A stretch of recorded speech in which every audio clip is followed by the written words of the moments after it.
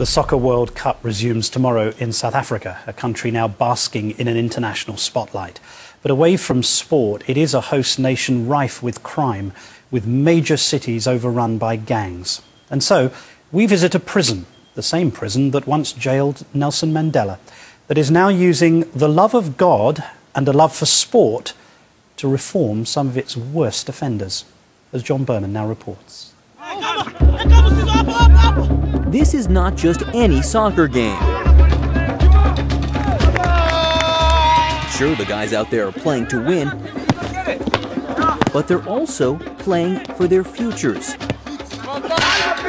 And in a way, playing for their lives. The guys who are on the team here, what are they in for? They're in for all crimes. So violent crimes such as murder, rape, and then petty crimes such as theft and housebreaking. This is the Drakensberg prison in South Africa. A tough place with some 580 inmates. So these are the guys. Say hello, guys. Hi. But 18 of them are part of a remarkable program called the Hope Academy. Looking for inmates that are good at football, obviously. As you can see, these guys can play, so we're looking at their football ability, but also we want prisoners that have a desire to change, to do something with their life. Will you want to join a team if you don't know where that team is going? No. Mark Schlesinger from England is the national director of the Hope Academy. 1, 2, 3, vision! A group of Christian missionaries devoted to getting these inmates out of the brutal gang culture that permeates South African prisons, and instead to focus on their faith. I pray all in the mighty name of Jesus. Amen. Amen. Their future, and also football. Soccer, as we Americans call it. So, why soccer? It's a great way to get guys in, and it's a tool. As a Christian organisation, we use it as a tool to get guys in and then share our faith with them and encourage them and build them up. It's the bait. It says, here's the sugar. Yeah. Come play soccer. Come play soccer, and then through that, over the year, we say, look at these things that you can do in your life. These are more beneficial than being in a gang. He is asking for big life changes. 23-year-old Sempiwa Tingane is serving a 10-year term for rape.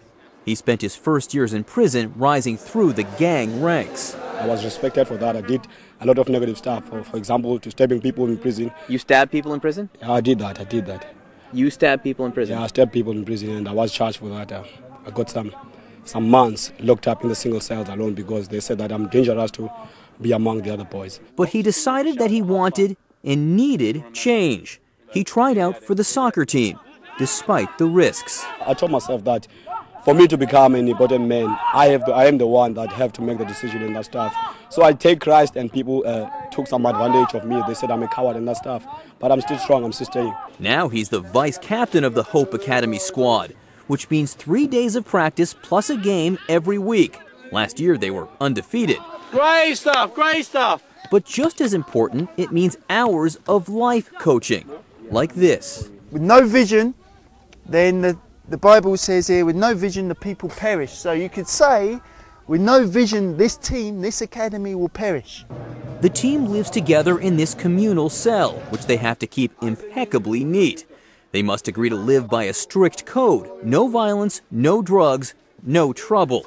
And each inmate has a proverb on his bed. It says, proud leads to disgrace, but with humility comes wisdom. Have you found humility in prison? Yeah, I've been doing so many good things for people, and people have done so good in me. What's more important to you in here, the soccer or the religion? For me, the best thing that is important is the religion, and the second one is soccer. Because obviously I can survive without soccer. I can survive without soccer with God. But without God and just playing soccer, I cannot survive. That is what I believe. In, out, and out. This project is filled with an incredible sense of history. This was the prison where, after 27 years, Nelson Mandela walked to his freedom in 1990. So if Mandela was able to make it in this prison, so I tell myself that I can also make it as he did. And soccer itself was so key to the anti-apartheid struggle. It was a soccer league inside the prison at Robben Island that served as a rallying point for the movement.